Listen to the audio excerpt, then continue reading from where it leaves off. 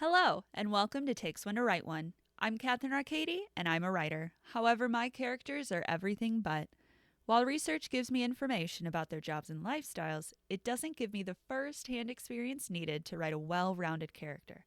So I created this podcast where I invite people on to talk about their jobs, their hobbies, or their beliefs, because it takes one to write one. This is part 2 of a 2-part series for coffee and baristas. I'm talking to Alex, who has several years of experience in the coffee industry and is presently the operating manager of my local shop. Let's continue to learn more about what it's like to be a barista, because it takes one to write one.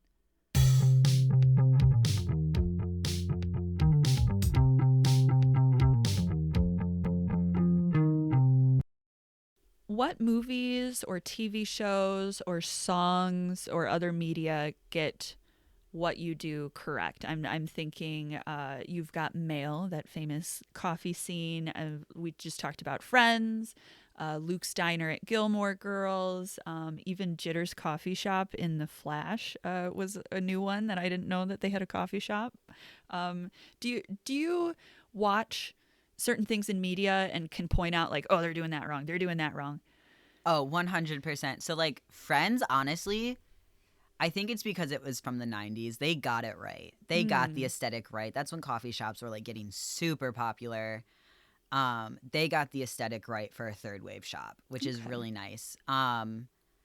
There is a scene in Shameless where they went to a coffee shop and it was just, like, completely, like, backwards. And I'm like, this is more like a diner than anything.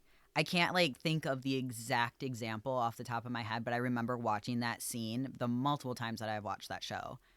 And I'm like, this is wrong in like all aspects. So don't use Shameless as a reference for that sort of thing. Yes. Stereotypes in coffee shops are pretty prevalent. I mean, Everybody goes to a coffee shop. Everybody has their opinion. Mm-hmm. Do you agree with a lot of stereotypes? Like the owners are always caffeinated beyond belief. A lot of the customers are pretentious. Do you believe that if you order a black coffee, you're lame and need to do better? Like how true are these stereotypes? Not true at all. That's great. There's some that are definitely, yes, true. The workers are definitely overcaffeinated 9 times out of 10. But we do hit a threshold where we're like, okay, we're cutting it out for today. I do not hit that threshold ever. But I just go all the time. I think it's just my personality. But you order a black coffee, you're my favorite customer of the day. Great.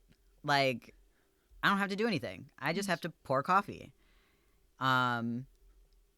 Most people aren't pretentious at all, but there are the people that come in that think coffee shops are pretentious, so they will act pretentious. And then they realize how silly, goofy literally everyone else is behind the bar who's working there, and they're like, oh, not that type of shop. Okay. You really have a fun so, crew. We really do. And the fact that, like, I hate saying that we're like a family because we're not, but we are. We're all friends outside. Love that. Like, we all hang out. We have, like, little get-togethers. Like, it's wonderful. But the only thing that I would say is that, like, stereotypes for the workers, 9 times out of 10, they are all queer. Interesting. Yes. Okay. Is that across a lot of shops, or do you talking yours in specific? That's across all shops. In some way or form, shape, oh my gosh, some way, shape, or form. Yeah, you got that's it. The word. You got it. 9 times out of 10, they're going to be queer. Is that because it's inclusive, a safe space? Has something happened culturally to make that such a thing? I think it's just like, it's always been like a safe space for queer people in general. Like, I don't know if you've ever seen The L Word, but they have a restaurant/coffee shop in there that's always been super inclusive, and that also started in like the early 2000s, like mid 2000s. So it's just always been that way. And it's always been fast paced too. So it's like really nice to deal with. That's awesome. Yeah. Well, that's good that it's so inclusive. Is it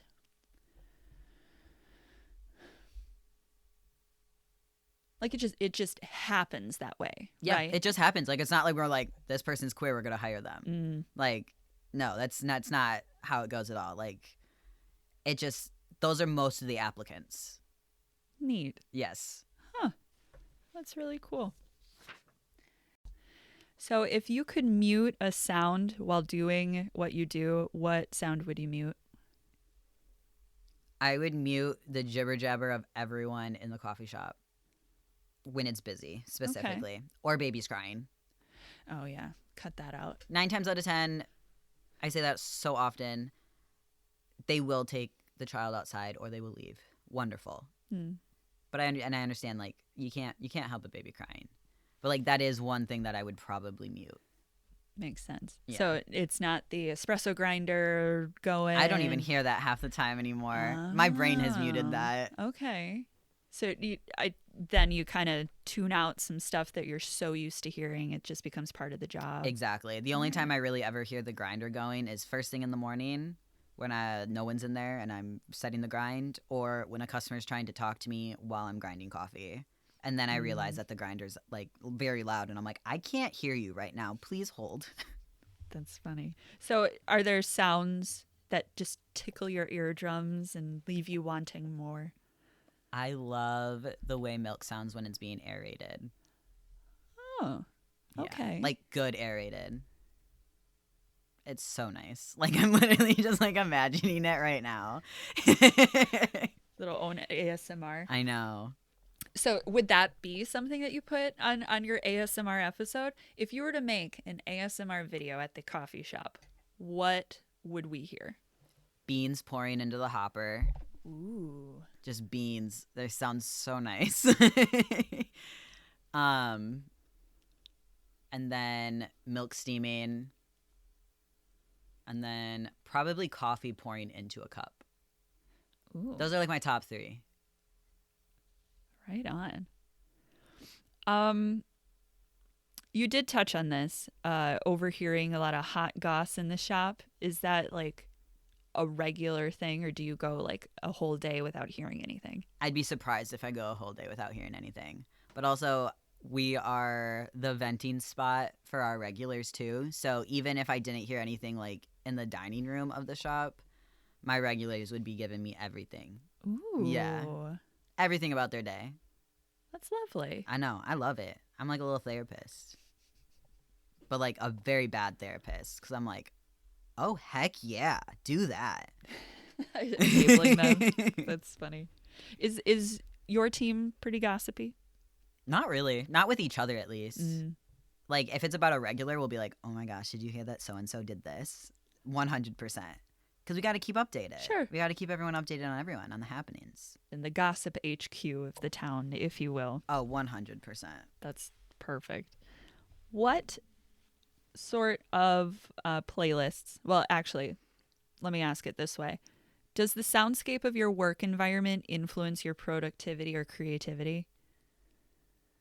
Like, if it's really noisy, are you able to make coffee no problem? If it's noisy, I definitely have to like really hone in on listening to the music, and that's usually when you'll hear me like singing behind bar, or if we're really dead. But if it's really busy, like I have to hone into the music, or I have to like, if I can't hear the music because it's so loud, I have to like sing little songs in my head, because it does get really overstimulating, because you hear all the jibber jabber from the people in the dining area, you hear the people at the register, then you do hear the grinder, you hear the espresso pulling, you hear the milk, you hear literally everything. That's a lot. So it's like a lot of overstimulation if you don't know how to handle it. How have you found your way of handling it? I just love music, and music always makes me just go into a different zone than anything else. And at this point, coffee is muscle memory for me. So I'm able to just like sing in my head or sing out loud while still doing my job like phenomenally. That's awesome. Phenomenally. And you guys have good playlists. How do you curate a playlist for the shop? So we're supposed to listen to Pandora but it replays the same thing every single time. So I took it into my own hands they just said indie rock and indie alternative. And I'm like, listen, I have a playlist from like my senior year of high school that I've been working on, and it's 15 hours long. Can this be approved? Wow. So he looked at it and he was like, yeah, approved. So we listened to my playlist, and I add to it every so often, and it just shuffles between 15 hours of music. I think it might be up to 16 hours now. Wow. Yeah. Nice. So it's my own music. It's lovely. It's just all indie rock, indie alternative, some folk indie. They're good songs. I've Shazammed a couple songs to figure it out. Actually, when it doesn't work, when like the shop is noisy and like I hear the sound but it can't pick up on the phone, I have no problem walking up to the counter and being like, "Hey, what song is this? It's really nice." Especially if I'm there, I don't even have to go to the back and like look at it. I'm like, oh, it's this song. Yeah, even better. I can just send you the whole playlist. You probably have Is it on your Spotify? Yeah. Yeah, you've shared it with me. Okay. Then. Yeah. So I do have it. Right on.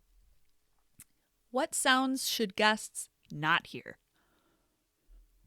They shouldn't hear us talking behind bar as loud as we do. But as I said before, sound really travels in that big open space. So there's just no getting around it sometimes. So we have front of house conversations and back of house conversations. So if you ever hear us saying front of house, someone said something or did something inappropriate for front of house, and they need to go to the back of house and continue the conversation or quiet down.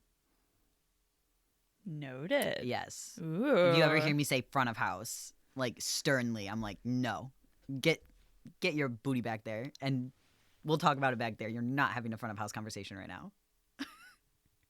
That's probably that's smart. I will say, if you know how restaurant workers and bartenders talk, that is how baristas talk. It's the same thing. With the like behind corner herd. Yes, but also I'm talking like the TMI stuff at work and just like the unfiltered, unhinged thing at work. It's basically just an add-on from like restaurant talk Fun. and bar talk. It's just baristas. I dig it. How important is verbal communication with guests and also with your team? I know you mentioned like you just want people to answer your questions sort of thing. Is there more to that with properly communicating with your team? Yes, because you don't want to just rely on the cup the whole time. So like if the person is like who's on bar is just looking at the cup, like, yeah, you can see it, but it's going to take a little bit longer to make the drink because you got to be like, okay, is this decaf? Is this oat milk or whatever? So usually like if someone orders decaf right away, we'll be like decaf up next or decaf next 3 or something like that, or like oat milk up next, or both of these are oat milk so we can like steam them together. So verbal communication in that sense, and in any sense, honestly, is a big strong suit in my personal life as well. I love communication. When it comes to customers, I like having them get exactly what they want. Like I don't want any secrets, I guess. Like that's why we ask so many questions. So we ask hot or iced, we asked what size, if there's any flavor in it. That's why we're like when someone orders a cappuccino, we're like, are you familiar with our cappuccinos? Because we do traditional Italian size, so they're only 5 ounces. Oh, okay. So people order like a large cappuccino, we're like, that's a latte. But yeah, we're nice about it. Obviously, I'm not just gonna be like, that's a latte. So it's help me out. What's the difference? So cappuccino traditionally is a 5 ounce drier latte, but it's only 5 ounces. A latte is any size. It's dependent on how you steam the milk. So you can get a small, medium, or large latte, but you only can get a cappuccino. You can't get a small cappuccino. You can't get a large cappuccino. If you order a cappuccino, you're getting a 5 ounce one, no matter what. It's just there's a couple different like traditional Italian style drinks that they're traditional and they're not going to change. So macchiato, which is the double shot of espresso marked with milk foam, cappuccino, 5 ounce drink, and then we have a cortado, which is technically a 4.7 ounce drink, and it's on the velvetier wet side. Ooh. And it's steamed at a lower temperature. Ooh. Yeah, it's really good. And like the way you steam the milk sweetens the milk. Like it brings out certain, I don't know what it is. I think it's a certain protein that comes to the front of it. Ooh, this Yeah. is science. It is kind of science. So it's the lower temperature that gets it sweeter, or what do you? It's lower temperature and it's like not aerated as long, so it's not as foamy. Next time I'm in the shop, I want to try that. Okay. That sounds We can make an oat milk delightful. cortado. Oh, Yeah. yeah. Do you have to listen to just like machines sometimes to like figure out? Do you have an acute sense of hearing for like certain problems? Like you did mention if like the espresso machine was jammed or something. Do you have like a certain ear for certain sounds when something's going to go wrong? Yeah, only when something goes wrong. Like if it's going right, I don't really notice anything. I'm just like, yeah, it's right. But like when the espresso grinder like decides it wants to do a little crackle, you'll hear it. It's like basically. And then sometimes our water heater, like the boiler in the espresso machine, will like make like a really like weird grinding noise, and I'm like, that's not right, which we're trying to fix at the moment still. Okay. So it doesn't like affect anything on the machine, it's just not right. Sure. Yeah. Shouldn't be making that noise. Yeah, exactly. You don't That's want literally to. what it is. I'm like, that is not the correct noise. Yeah. I can do that when I'm teaching people how to steam milk as well. Or if I'm at another shop and I hear them steaming milk, if I hear it screaming the whole time, you're not steaming my milk correctly. You did not aerate it.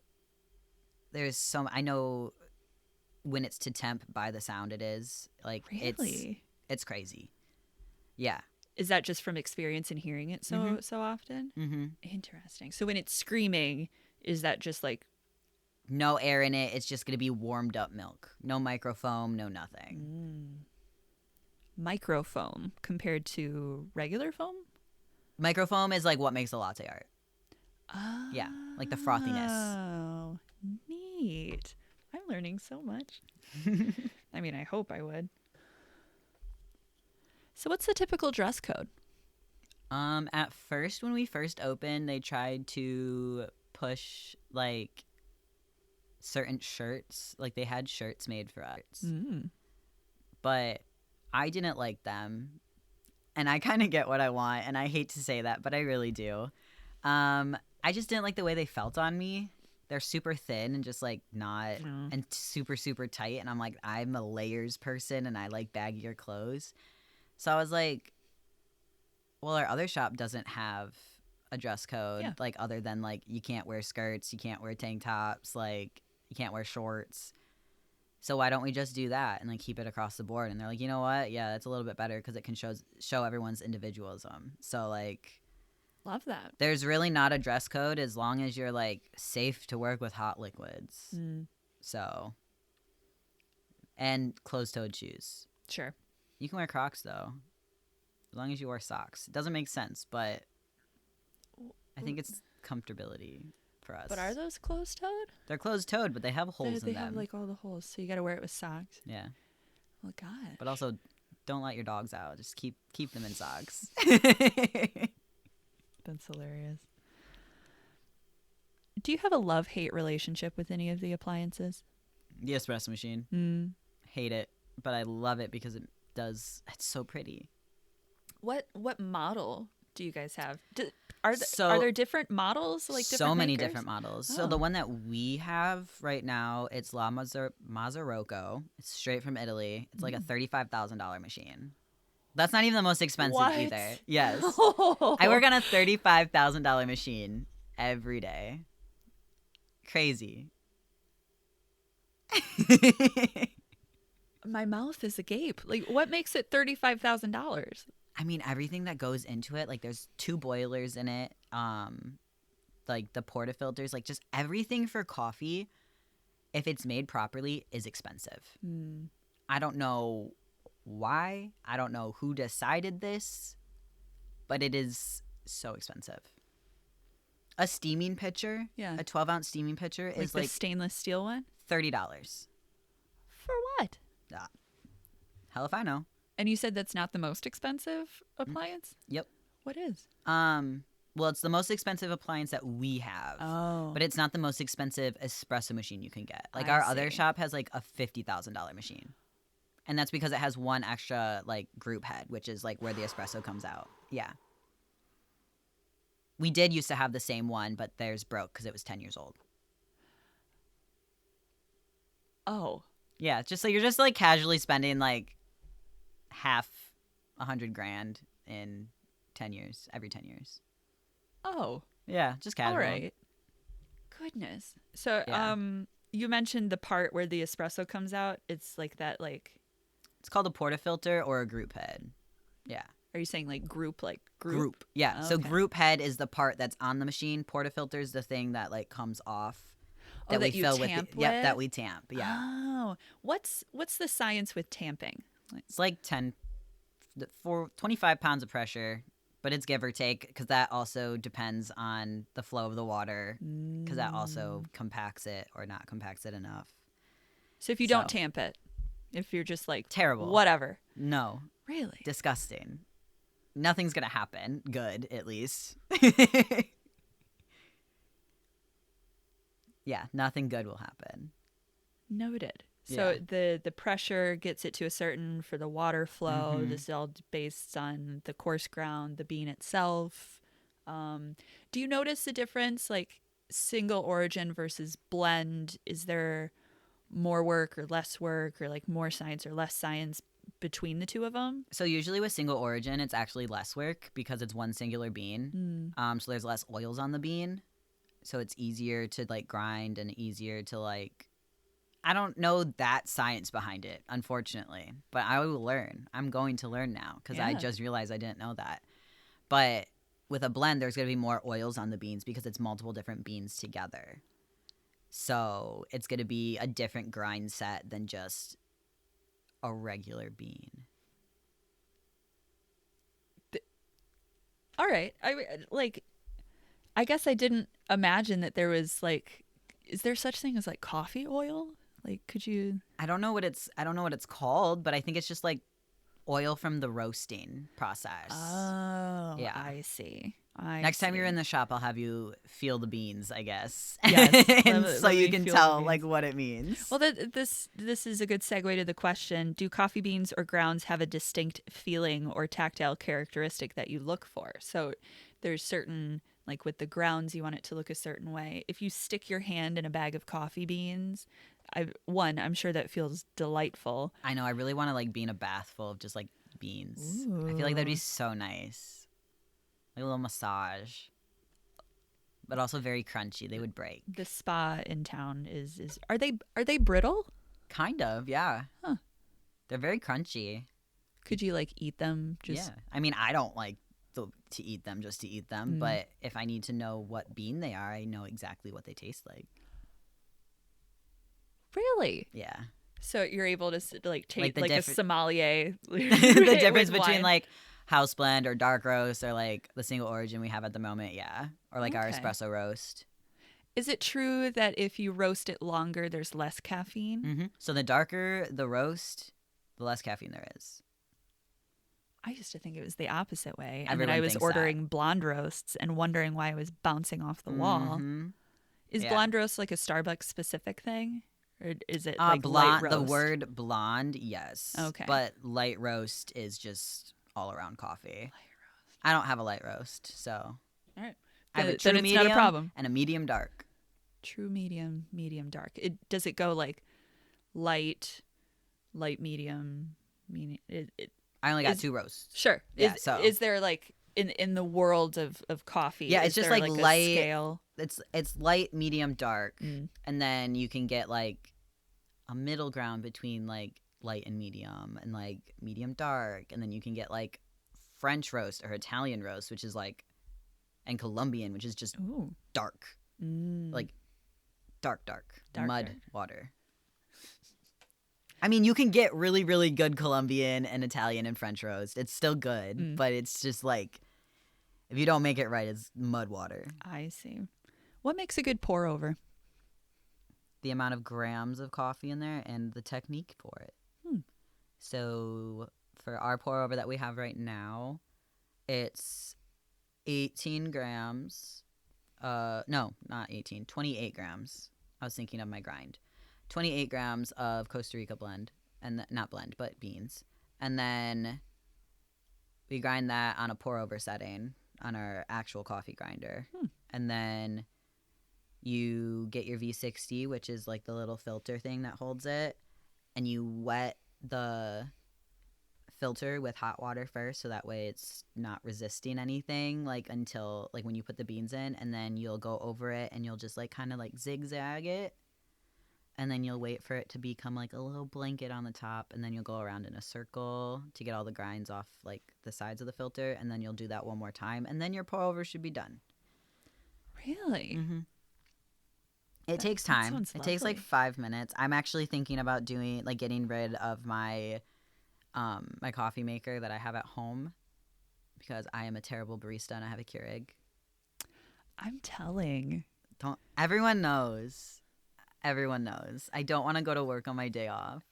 So That's valid. I just use a little Keurig, but I'm getting so tired of it that I think I'm just going to get like my own grinder for like $80 and just do pour overs for myself. That sounds good. Yeah. When you said that you do the pour over setting on the grinder, is it a thicker or It's a coarser? a coarser grind. Right on. Yeah. Right on. Or finer grind. My bad. Sure. Yeah. Sure. Yes. I already mentioned this, which gives away how much I want to stick my hand into a sack of coffee beans. I feel that some of my problems would be solved if I were to bury my arm in a sack of coffee beans. Do you have anything that you reach to for comfort at the coffee shop? Do you have like an emotional support coffee mug or something? A worry stone, if you will? I have a specific spot behind bar that I stand. It's not like an anxiety thing or anything. It's just like where I'm the most comfortable. Like if I don't have any customers. Like if I am like resetting, I guess, after like a rush or something, I will stand right there with my coffee in my hand, depending on what I have that day. Usually it's something iced, and I will just sit there and just drink my coffee. And I stand in the same position, and it's where I stand, and everyone knows it. Everyone has their own spot where they stand. Okay. And depending on who they're with, too. How so? Like, depending on who they're working with. Some people have the same spot. Nobody has my spot. Yeah, I have not allowed. I have seniority. I've been there the should. whole time. I'm the only one that's an OG from the shop opening. So I get some special privileges. As you should. You should get your own special spot to stand in. In an increasingly digital world, how do you balance the virtual and physical realms of your work? I'm talking specifically like with the card reader and with like the apps. Do you... What system do you use for the register? So it's called Focus. I've literally never heard of it until I worked for this company. But it has like the weirdest interface. I don't even know how to describe it. It's clunky. For the most part, it's smooth. I will say that. But it looks clunky. It operates pretty smooth. It's pretty user friendly, but it's not pleasing to the eye, and everything is so jumbled. Sure. But for the most part, it works. The only thing we have issues with is our card reader sometimes, because it's a very confusing card reader. It looks like a touchscreen, not a touchscreen. You've probably heard the spiel. Like, oh, it's not going to be a touchscreen. It's going to be the down arrow of the line button underneath the screen. And then they still touch the screen. So, yeah, that's my life. I'm guilty every of doing transaction. The temperature readers or like anything on the appliances that like give you information, is that digital or is it like manual gauging? The timer for the shots, like we have, like it's like a counter. It's just like 1, 2, 3. That's digital. But like the reader for like the pressure for the steam wand or the temperature for the boiler, that's like an analog like manual thing by where it goes. It's like it's a gauge. All right. So do you fully trust them, or is there some time where you're like, maybe we need to recalibrate? I have to trust them because I don't know anything about how to fix it. So valid. If it's working the way it should be, I can tell, and that so far it has. If it doesn't, I don't know anything else.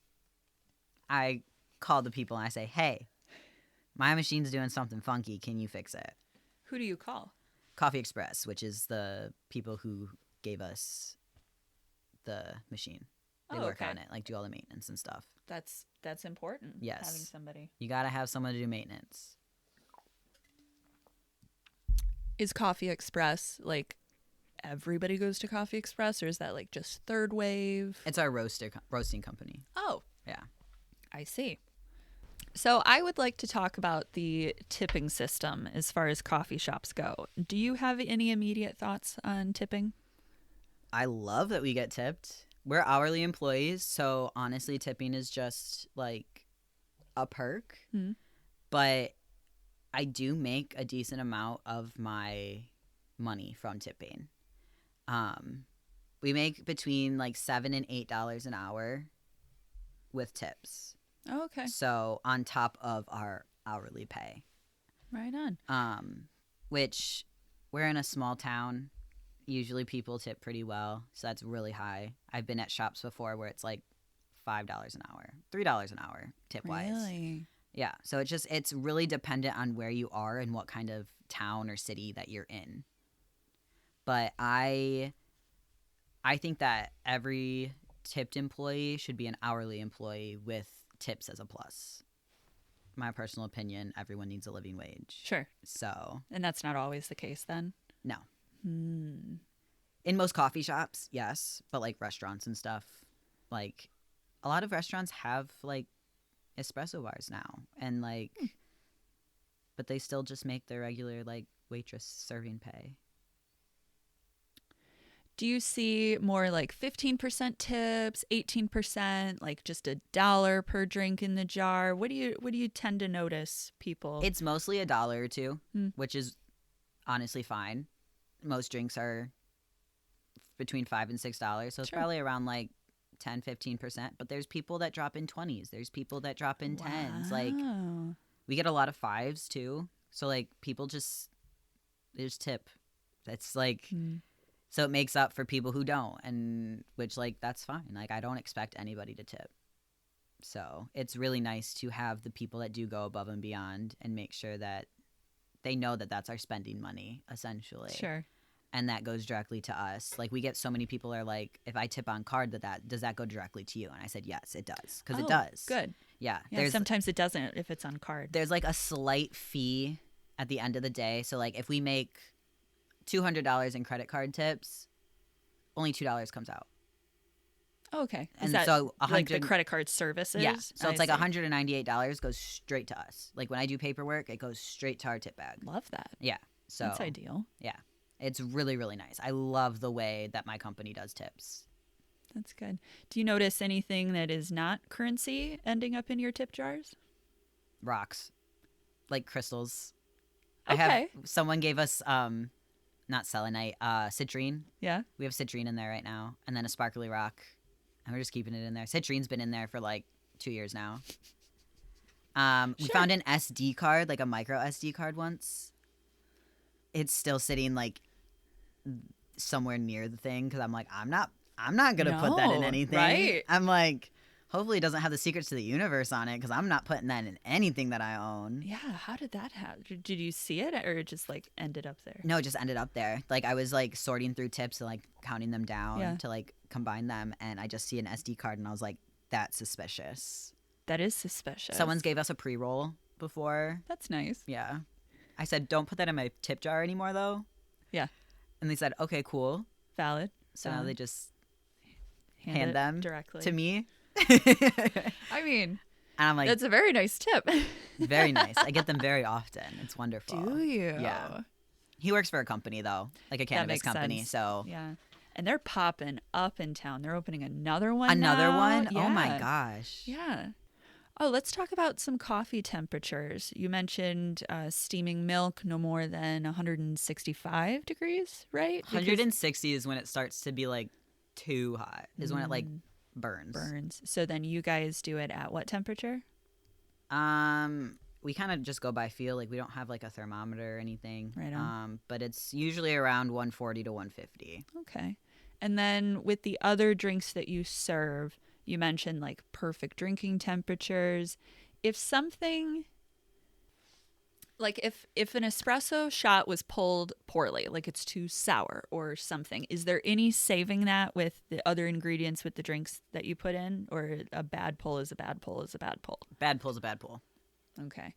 Right on. Sometimes if it's a sweeter drink, we can get away with like a semi-bad pull, but we try not to. We're all about quality. Sure. And So- I imagine if people are like, this isn't it, you'll be like, remake. Yeah, 100%. If someone said, even if someone's like, I don't like this, I will remake them a drink. Yeah. I am very much so a quality over quantity person. That's good. Yeah. That's good. What, are there any drinks that you shouldn't serve over ice, or any drinks that are just not good hot? I mean, it's all personal preference. Mazagran, which is lemon, simple syrup, and espresso. Ooh. Terrible. I hate it. It's very hit or Ooh. miss. Some people love it. Some people hate it. I personally hate it. It's very acidic. Okay. That is not hot. Mm. Can't be made hot. Don't think it would be good hot. Is that iced or just like It's room ice. temperature? Oh, Yeah. Okay. Is it a tiny boy then? So, bowl 16 or 20 ounce, whatever you prefer. Simple syrup, lemon concentrate, a little bit of water to dilute it. Not to lemonade, just to dilute it a little bit. And a double shot of espresso. Right on. I will not be trying that one out at the shop. Wow, we're doing great. What gets you excited about working at the shop? My regulars. Oh, I like going in and talking to everyone all day. It's like my little social event. It's 100% my favorite. I love that. And what about it drains your energy? What's your least favorite thing to do? Also talk to people all day. No, honestly, events in downtown. Okay. So like this weekend we have like a spooktacular thing happening from 12 to 3. I know we're going to be slammed and it's just going to be so draining because everyone is on edge. It's going to be a line out the door the whole time. That is my least favorite. I like being able to take my time, craft a drink, be able to have conversations with people that are more than surface level if I want to. Sure. Or if they want to. I'm not going to be like, what's your deepest, darkest secret to someone I just met. So, but yeah, that's probably my least favorite is the social aspect in the events. How do you mediate that sort of rush? Do you just I take it power as it through comes? on bar, and right. everyone else does prep and register and support. So right on? yeah, there's a couple of people. There's like I think there's 4 of us or 3 of us that are like specifically event drink makers. Ooh. Yeah, because it's so busy. We can keep up and we can keep that flow going. So that way I mean, we still mess up, but it happens. So who knows? Right on. Who knows if anyone else will get there eventually? So what's in the refrigerator of a coffee barista? What's in your fridge? My personal fridge? Your personal fridge. Oh boy. I have oat milk coffee creamer. I got some leftover chicken Alfredo. I got some cookies. Ooh, I have some homemade baklava that I just made like 3 days ago. You made baklava? Yeah. Not pistachios. I make it with walnuts and I make it on the sweeter side. I make it the Slovakian way. Ooh. That sounds delightful. So good. I should have brought some. I don't know why I didn't. That's okay. I won't hold it against you. Okay, I'll make it again. Don't worry. Okay. It's one of my favorite things to make. Cool. And then you have to share it. Yes. I have a Brita that's never full. That's good. Not because I drink all of it, just because I don't fill it. It's a task. It is. You gotta fill it all the time, and then you gotta stand there under the tap, let the filter go, and then start it up again, and then God forbid you have to put the new filter in. Oh, I'm really gosh. bad with Yeah. mine. I just let the filter go way too long. Same. Oops. And then some yogurt. I have some yogurt in my fridge. And then my freezer has ice cream and frozen fruit. Nice. That's it. Would you imagine your team has a similar fridge, or would you imagine that it varies greatly? I feel like most of us have very similar fridges. That's good. Yeah. Some people have real milk, though. I have to have oat milk, so. Let's talk about dairy and dairy alternatives. What options do you have at your shop? We have skim milk, whole milk, which is our standard, oat and almond. Oat and almond. And then breve, which is half and half, but Good yeah. to know. There's a drink that you order like breve, right? a lot of people order breve cappuccinos, but we don't have anything on our menu. That's specifically. probably what I've heard of. What do you observe customers ordering more of? Oat milk. Okay. We go through so much oat milk. Oat milk is really good. Mm-hmm. I feel like it's my usual order is the lavender latte with oat milk. I've had it with cow's milk, and it doesn't hit the same. It doesn't have the same flavor profile. It's so funny though, because when there's Pride in Mount Clemens, we have to double up on our oat milk order. Is there a relation between queers and upset stomachs? I think it's just queers and oat milk. Lavender oat milk lattes are very popular during Pride. That's so good. That's the best thing you guys offer, in my humble opinion. How does almond milk taste with the coffee drinks? Honestly, I'm not a fan of almond milk, but it has a very almondy, nutty taste to it. But a lot of people do like it. It is pretty good with the lavender and in a hot chocolate. Ooh, yeah, that sounds good. So there are certain drinks that definitely taste better with certain 100%. Okay. What would only whole milk go well with? Only whole milk? Honestly, if you can stomach it, a cortado is best made with whole milk. It is good with oat milk, but it's best made with whole milk. All right. And personally, I think a lavender latte should only be made with oat milk. Same with the Mexican mocha. And why is that? It just tastes better. Sure. It just tastes so much better. I feel like you get the full flavor profile. I feel like I do too. So good. I'm an oat milk stan through and through. Same. Do any scents or flavors when you're outside of the shop trigger you into feeling like you're back in the shop? Honestly, I'm so noseblind to coffee in my own shop. So when I smell coffee in the outside world, it makes me so happy. Really? Yes, because I cannot smell the coffee in my shop. Everyone's like, "Oh my gosh, it smells so good in here," and I'm like, "I don't smell anything." But you go to another shop. But I go to another shop still smell the because coffee. it's different beans, so I can still smell it. So anytime I smell coffee, I'm like, "Oh, this is so good. This is a treat." What sort of different smells are the beans? Are they giving off more earthy, more acidic? Honestly, more chocolatey when I go other places. It's a very it's more sweet, I guess. Sweet and acidic. Neat. Is there a smell that never leaves you? I smell like stale espresso 99% of the time. Stale espresso? Well, because it just sits on my clothes. Like how a bonfire sits on clothes. Espresso sits on my clothes like that. I have to come home and change. And everyone's like, "You smell like coffee. You smell so good." I'm like, "This smells disgusting. This is not good coffee." It's like when you work in a kitchen and you smell like a kitchen. Yeah. Just because you make good food doesn't mean you smell good like good food. That's fair. So. That's fair. When a drink smells off, what could that mean? Espresso. 100%. It's always the espresso. It's never anything else.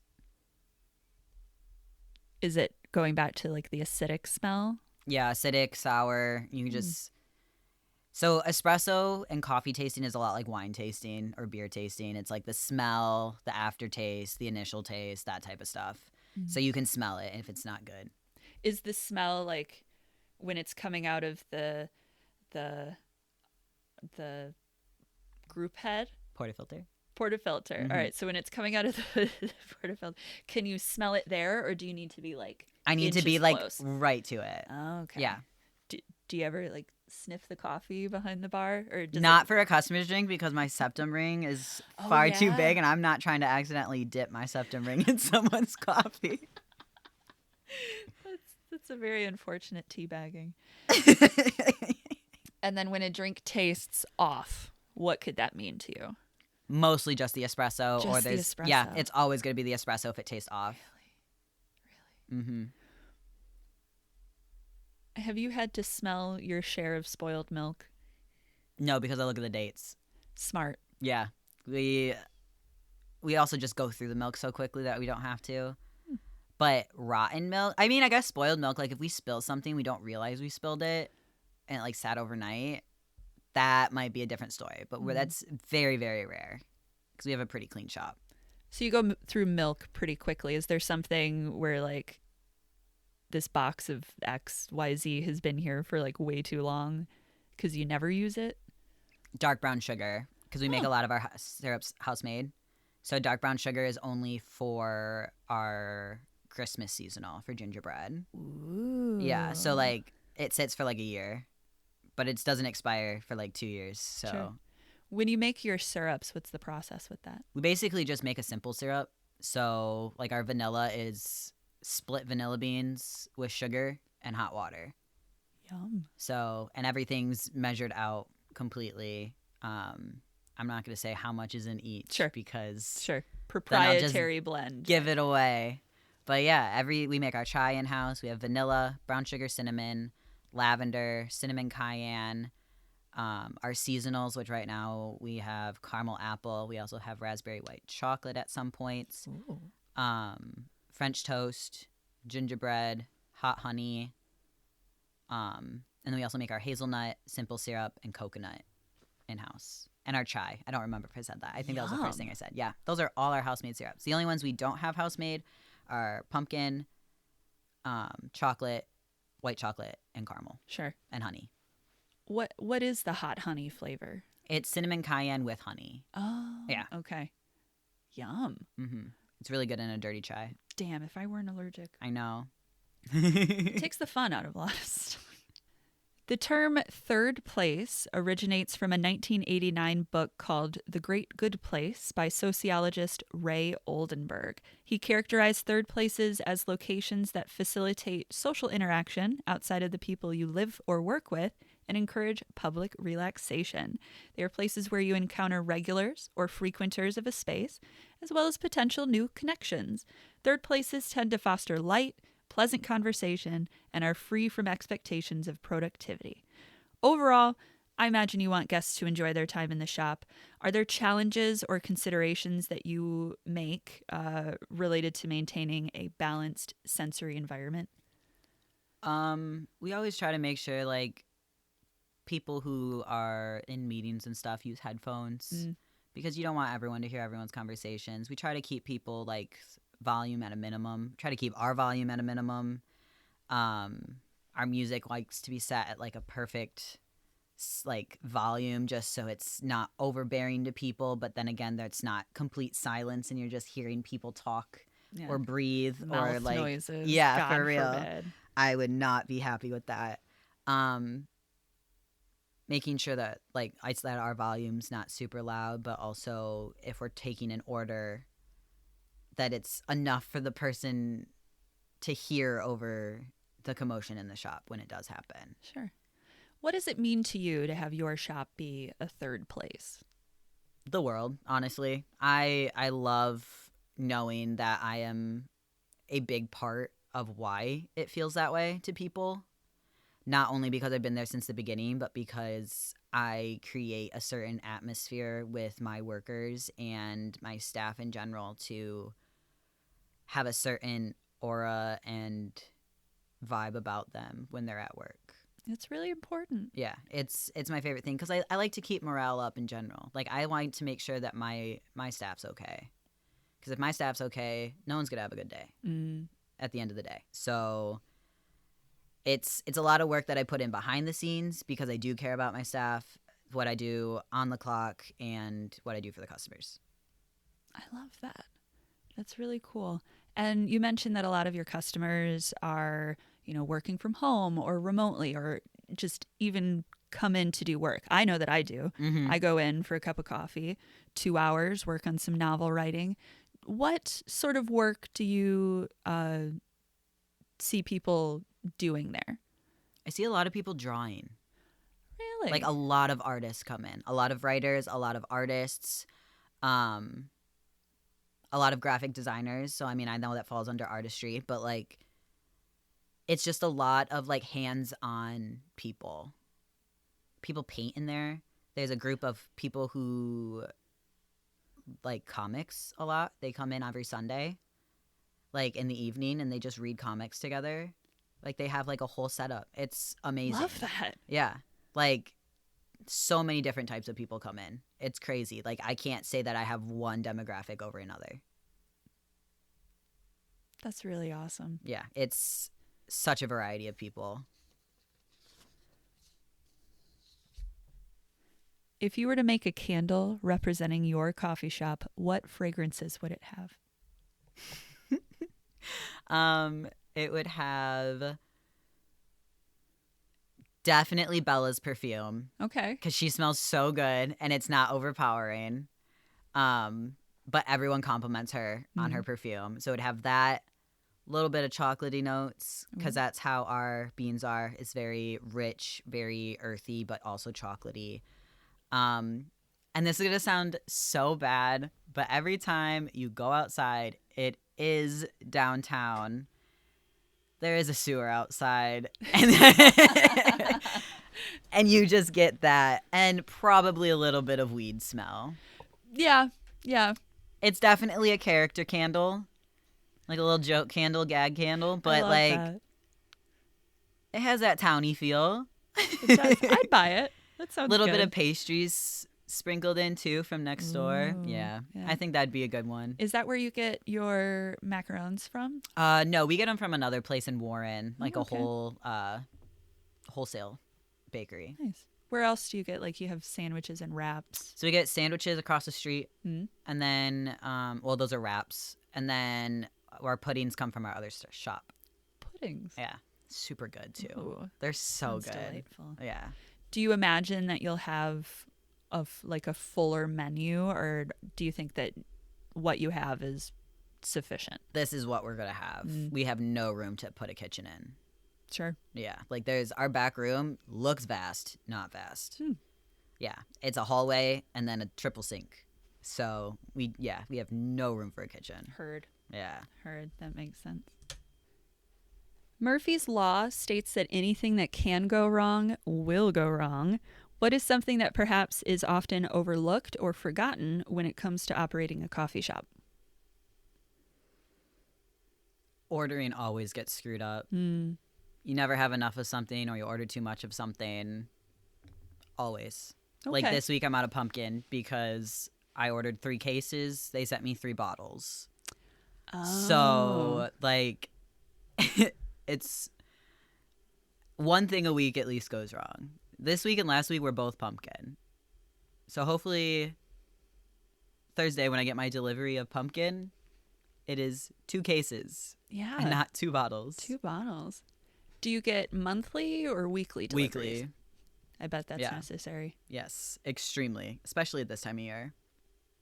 Especially. Is there less coffee drinking in the summer versus the winter? Start of the school year. Oh. Start of the school year is less because everyone's getting back in the routine of things. So now we are in the second half of the start of the school year and things are picking back up. People are shopping for the holidays already. Holidays are happening. So we're picking up. And then the whole month of January is, like, slow as hell. See, I prefer going anywhere in January because nobody's doing shit. No one's doing anything except the first 2 weeks everyone's at the gym. Yeah. That's like the only time I don't go to the gym is the first 2 weeks of January. I will do all my stuff at home. Is it safe to assume that in the summer and the hot months, more ice drinks are going to be made, and then in the winter and the colder months, more hot drinks are going to be made? Yes, 100%. Okay. Do you come across those particular people that order an ice drink in January? And I am one of those people, for sure. Yes, we have people who literally are just ice drinks all the time, and then you have the people that are hot drinks all the time. And they will let you know that that's who they are. They are very vocal about it. Because you would say hot or ice, and it's like -4 out. And they're like, oh, always iced. Always. They'll tell you. Or it's like 90 degrees out, and they're like, always hot. I don't drink iced coffee. Coffee's supposed to be hot. Hello. Hello. Yeah? Okay. Is there a specific ice that y'all use? Like a certain shape or size? We have the good ice, like the Sonic Nugget ice. Ooh. But it's even better. Yes, because our other shop does not. They just have like regular ice. I don't know what they did to bless me with this ice, but I will just munch on it all day. Tasty. Yeah. So the kind of ice does not matter, but ours is the best. All right. All right. Unbiased. Yes. You had a good point where some people that order ice drinks might not like it for the coffee, but for the sugar sort of thing. Do you notice perhaps the younger demographic getting more sweet drinks compared to the older demographic getting more robust drinks? Or is it kind of a crapshoot? Honestly, it's the opposite. Really? Mm-hmm. Like, most of the time, like, younger people and then people like our age will get like half syrup and half sweet, and then everyone else is like, give me all of it plus like 3 other flavors. I've done that. I ask for half. Well, that's probably good. We're healing. Trying to. How has your intuition evolved or grown as you've gained experience with the shop? I know exactly what people are going to order by the way they look. Or like what, not exactly what they're going to order, but like what type of drink they're going to order. Like I can tell if an old man comes in, he's 9 times out of 10 just going to get a black coffee or a decaf iced or a decaf Americano because he wants a decaf coffee. I can tell if a kid comes in, it's going to be an iced drink, probably an iced mocha or an iced white mocha or iced caramel latte. Like it's just, you pick up little mannerisms and just like what groups of people drink what. Sure. For instance, queer people, they're going to get oat milk. They're going to get oat milk. I love that. I can say this because I am a queer people. Sure. No, I get it. I feel like that's like a widely known thing though. Like it's okay. Yes. All right. We're not just calling it No, out. it is a stereotype that is 100% true. What is something that you had to learn on the job? No amount of training could have helped you. You just had to figure it out there. Learning how to be confrontational with customers. I never had to do that at any other job because I always worked under someone. But now that I am above everyone else, I am the person that has to be the problem solver, which I can problem solve, no problem. But having to be the person to be like, hey, you have to leave or we can no longer serve you, I had to learn that. Ooh. Yeah. Did you have advice from people or is that learning on the job? I was just learning on the job. Didn't have any advice from anyone until after I already learned it. And then they're like, oh, yeah, you're doing wonderful. I was like, cool, glad to know this now. Love that. Oh, my gosh. My palms would be sweaty and I'd be like, oh, hey. I get so sweaty. But my voice doesn't shake, which is amazing. That's good. I shake, though. I'm like a little chihuahua. What's a sign that a day is going to go well? When all of my regulars in the morning come in at the same time. Because 9 times out of 10, it means we'll be, like, pretty good throughout the rest of the day. Nice. Like, everyone's on the same time. Nice. Yeah. What's a sign that the day is going to go badly? Don't have customers for the first 45 minutes, and then everyone comes in. So it really just, the start of the day sets the tone for the rest of Mhm. the day. Yep. Or if I wake up late, which is very, very rare. That's fair. Do you notice any, like with shift change, do you have like morning folk and then evening folk? Mm-hmm. Is there a smooth transition with that? Oh, 100%. Yeah, because we have, so our shift changes at 12 and 2, Mm. usually. So we have one morning person and one new closer from 12 to 2, so they can overlap. And then the second closer comes in for the second opener at 2, and that way they can mesh and overlap. Nice. And everyone's like brought into everything at the same pace. Is it kind of the same schedule for the week no matter what? Are you making the schedules? I don't make the schedule, but the schedules are pretty much the same every week, unless there's like requests off or something. Like, so I usually have Fridays, Saturdays off. Not this week because it's someone's birthday on Saturday, so I have to work their shift and they're working Sure. my shift today, which it's their It works birthday, out. so I'm not mad. Don't want to work Saturday, but it's okay. Sure. Do people call out for some dumb shit? Not at my shop. That's good. No, and 9 times out of 10 we always get coverage. That's great. That's great. What would happen if like all right, so like God forbid the entire team was like partying and then you all end up with COVID and everybody's sick and nobody can work. What happens? We shut down. And it's just closed? Yeah. Our other shop had to do that at one point because everyone just got each other sick. And it was just so bad that they literally just closed for 3 days until the other people who had it first got better and could open the shop. Boy. Yeah. I imagine that is like always kind of a risk with y'all being so tight-knit. Yeah, especially because we hang out outside of work too. So like, and it's everyone because now we have people that work at both shops. So we cross over a lot too. Me being one of those people. So we're like, crap. Especially with winter coming up, but it'll be okay.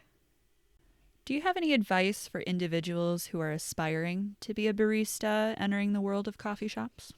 It's going to be overwhelming the first week you're there, but it will get way easier because it's a lot of information just thrown at you. So basically just a lot of patience and a lot of listening and always ask questions. No one's going to get annoyed with your questions. That's what I tell every single new hire. And it's 100% true. Ask me all the questions so you don't do it wrong and I have to fix it. Don't want to fix things. Ask me even if you're like 99% sure that you're doing it right. If you still have any doubt, ask me. Be patient. It's going to be a lot of information because you're learning so many different things at once and it's a lot of hands-on things. So it's a lot of listening and doing at the same time. And then after, you said a week, it starts to get a little bit easier. I would say after 3 shifts, it's a little bit easier. And then it'll get a little bit more overwhelming once you get bar trained because we don't do it all at once. So okay. Yeah. That's probably really helpful. Yes. So from new hire day 1 to you can leave them alone, no problem, no worries, they got a handle on it. What's that time frame? Depending on the person and how quick they learn and how well they learn.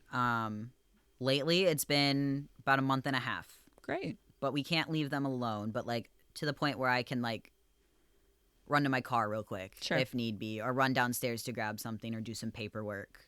I can leave them alone for a little bit. So it's nice. Where can one find more information about baristas and or coffee shops? Like, do you go online for certain resources? Are there books that could prepare somebody for more? Is it a matter of just like hanging out at a coffee shop as often as I do to like absorb what's going on? Honestly, there's so many different resources. TikTok is a great resource, actually. I wanted to bring that up earlier when we were talking about like different shows and stuff. Like there's so many like point of views from baristas on TikTok. Really? Yeah, and they're so accurate because they're made by baristas. But TikTok is a great resource. There's a lot of like tutorials and like how-tos on there. It's really nice. Or just like aesthetics and vibes. There's a couple there's probably a lot of books, but I know there's specifically a Detroit coffee passport book. Ooh. And it has like all the best rated coffee shops in Detroit area, in Metro Detroit. It gives you all the information on them, and it gives you like little side notes and stuff like that. And YouTube is a really good thing too, because that'll teach you how to work an espresso machine. It'll teach you how to steam milk. It'll teach you all that stuff. Right on. Yeah. So like New York has their pizza, Chicago has their pizza, Detroit has their pizza. Do you notice like Detroit does their coffee a certain way?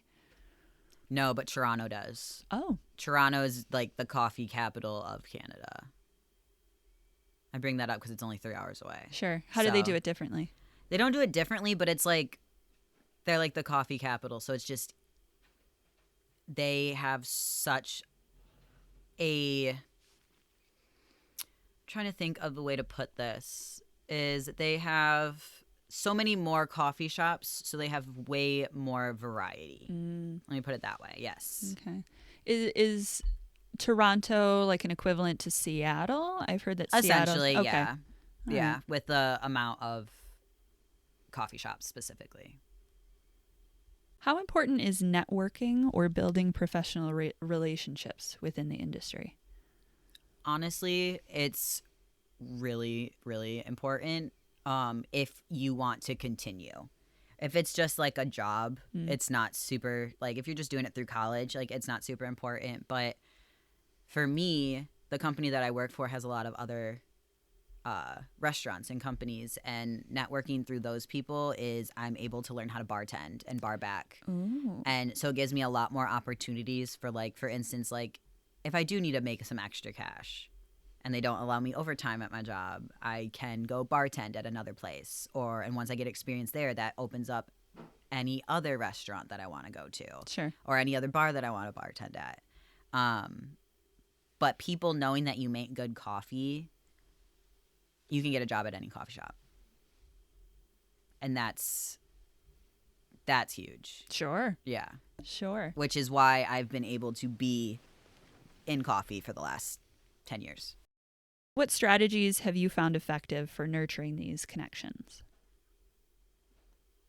Being yourself, being personable. Like, I used to mask my personality a lot because I have a lot of weirdness, like in the good way. I know it's a good about you. Exactly. Like I know it's a good way, but like back in the day, I didn't think it was. But now I notice that like people like you when you're more authentic and when you are weird, and they're like, yeah, I remember this person because of this reason, like this little quirk, or like this something, like their laugh or something like that. Like I used to hide my laugh. I have the loudest laugh in the world. You have a lovely laugh. I know. I love it. Like I Yeah. love it now. So like it's just being like authentic basically is the best way to do it. But not if you're a mean person. Don't be authentic if you're mean. That's fair.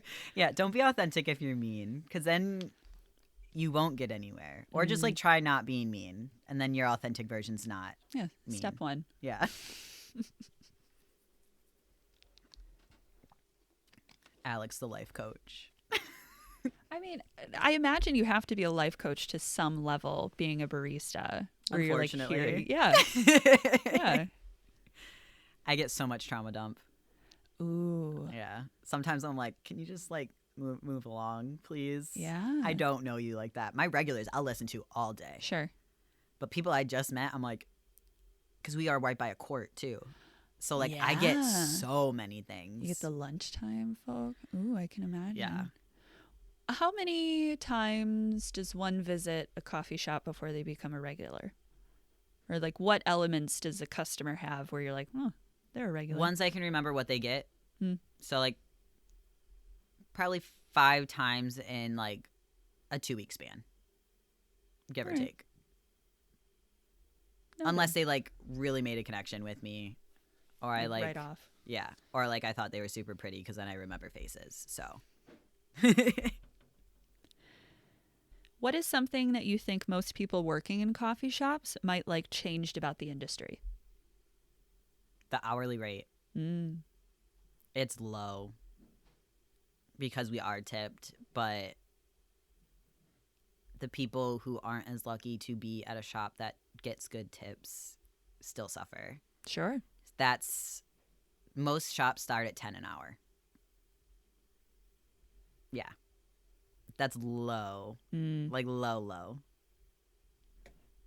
So that is probably the number one thing that people would change. Do you see that changing anytime soon? I think it's getting there. I think people are realizing how exclusive coffee shops are, but inclusive at the same time, if that makes sense. Like, could you elaborate? So, like, they're exclusive in the sense that they're up and coming still. Like, they're always evolving, I guess I would say. I feel like that would be a better word than exclusive. It's just evolving. And they're inclusive. So, literally, everyone is welcomed at a coffee shop. Yeah. Like, there's not a dress code. There's not anything. Like, you can just go there. 9 times out of 10, just order a regular coffee. They're going to have it. No matter how many people ask me if I just have regular coffee, the answer is always going to be yes. Like, and just do what they need to do. And they're always going to feel welcome. And 9 times out of 10, your barista is going to be nice to you. That's good. Yes. Fingers crossed. My shop, yes. 100% of the time. That's vital. But I know some people, they have bad days. Like, it happens. Malcolm Gladwell, in his book Outliers, uses research by psychologist Anders Ericsson to claim that 10,000 hours, which is approximately 416.6 days, 59.52 weeks, and 1.1414 years of dedicated practice in your particular field is sufficient to bringing out the best in you. What did it take 10,000 hours for you to learn about coffee or coffee shops? Latte art. This is the first shop that I've worked at that has ever focused on latte art, because I worked at a lot of fast-paced shops for the longest time. I always would try, but this was like the first time that I was like able to actually hone in on it and do it. And I've spent so much time on it, just practicing like when we don't have any customers, anything. Latte art is what you're going to remember from a coffee shop. That's true. That's true. If there was a latte art specifically for your shop, what do you think that it would look like? Be a little swan. Ooh. I think it's because I can't really do a cat. But like swans look so pretty because they have stacks and rosettas, and that's what we teach. Okay. So it's combined. All right. I want to look up a swan. Do they exist? Or are you Yeah, just, they okay. exist. Oh, that's beautiful. Isn't it? Yeah. I think a swan would be delightful. Yeah, that would be nice. Oh, wow. Oh, there's one with a snail with the rosetta and the stacks. There's Yeah, there's so much things you can do with like the foam of latte, like and milk and stuff like that. Like Bella can make a bear, like it's just like painting the foam essentially. Sure. Yeah. It's a legit an art. Yeah. Yeah. Was latte art always a thing, or has this like started within the last few years? I think it's always been a thing, at least since I've started. But since third wave shops, I feel like have opened more, it's become even more of a thing. Because Starbucks never focused on it, Big B never focused on it, so I think it's just poof, coming back, I guess. All right, rad. I love me some latte art. I imagine, is it like heavy pours versus slow pours, and then like quick movements versus slow movements? Like you got to orchestrate all of it in one. In the wrist. Yes, it's with like the crocheting. temperature. Yeah. If it has cinnamon, don't even bother. At least for me, I'm not gonna bother. I will try every time, and I go, "Oh man." So you're like, sure, it's possible. Yeah, everyone else does it. I don't know what's wrong with me. Why not me? That's fair. When reading books and journals from 30 years ago, even like 10 years ago, there's bound to be out-of-date tools or terminology regarding baristas, coffee shops, the whole gamut. Have you seen much change in what's happened? Not really. I feel like it's always been the same vocab for everything. That's good. Yeah, and it's pretty consistent when it comes to just shops that do it right. Okay. How can shops do it wrong? Starbucks. Understood. Going off the question regarding things going out of date, what is something that is probably future proof? I imagine coffee's always going to be coffee. Yeah, I feel like not much has changed since coffee has been discovered. Like, it's always been ground up beans and water, and that's all there is to it. It's just gotten easier and more accessible. I think it's just going to get more easy and more accessible in the future. So I'm hoping espresso machine prices just go down. Sure. 35,000. My goodness. Just that's bring what it down I'm to 20 or something. That's what I'm hoping maybe. for. Yeah, I would. In the future of coffee is cheaper espresso machines, but the same quality. So there's probably like, for conversation's sake, like a $5,000 espresso machine somewhere, but it won't do nearly as much as this $35,000 one, right? Like, you get what you pay for. Yeah, not on a commercial aspect. So like restaurant aspect. Like, if you want a good espresso machine for at home, you're still going to spend $600 to $800 for one that's going to last and do what it needs to do. Do you have any brands in mind that you might recommend? Breville Barista Pro. Ooh. I think it's like $800. Oh.